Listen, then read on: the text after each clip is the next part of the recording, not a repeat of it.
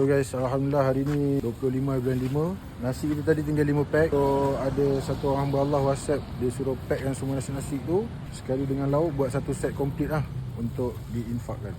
So jom kita bagi siapa-siapa, InsyaAllah. Bang, nak nasi bang? Nasi, ada orang infak, dia suruh saya agihkan. Alright, sama. Lepas tu yang dua ni kita nak bagi dekat Bangla Car Wash yang selalu ambil air dengan dia.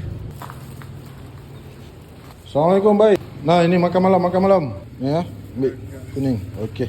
Guys, lagi satu. Kita bagi ni. Bye. Dia ada berapa orang? 2 orang lah. Kasih punya kawan lah. Okey. Makan lah. Terima kasih. Alright, sama-sama.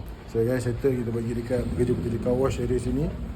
Doakan kepada penginfak kita supaya dimudahkan urusan dan dimurahkan rezeki, insyaAllah. So orang kalau ada rasa nak infak ke apa ke, boleh beritahu je.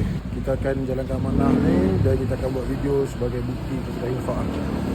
Jadi siapa-siapa yang nak dapatkan dapur pula, nak dapatkan ayam kunyit, daging kunyit, boleh datang ke dapur saya selepas raya haji nanti. InsyaAllah kita beroperasi seperti biasa di tapak Bazar Fasa 3 Puncak Alam.